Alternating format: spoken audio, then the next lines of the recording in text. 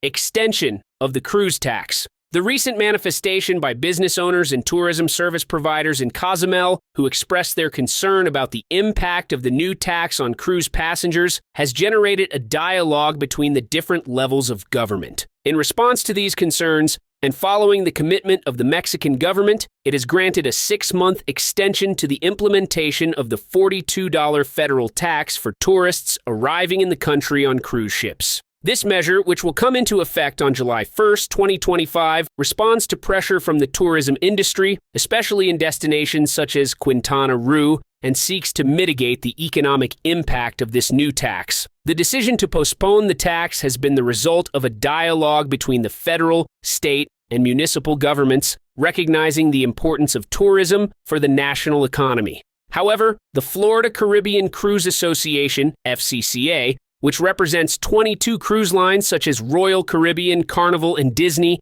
has expressed its dissatisfaction, arguing that a 1-year postponement would be more appropriate to allow for gradual adaptation of the sector. Michelle Page, General Director of the FCCA, warned that the tax could make Mexico less competitive compared to other Caribbean destinations where costs for cruise lines are lower. According to the organization, this increase in costs could lead companies to modify their itineraries in the long term, negatively affecting the economy of coastal regions. Meanwhile, uncertainty persists regarding the state tax for sanitation rights, also scheduled for January 2025. This additional tax keeps the economic and tourism sectors awaiting definitions on possible adjustments. The extension granted for the federal tax provides an opportunity to evaluate its potential impact and engage in a deeper dialogue with the stakeholders of the tourism industry. The challenge, however, lies in balancing the country's fiscal needs with the competitiveness of the sector in a highly competitive global environment. While this measure represents temporary relief, it remains to be seen whether the federal government will adopt comprehensive measures to ensure that both the cruise industry and Mexico's coastal communities benefit in the long term.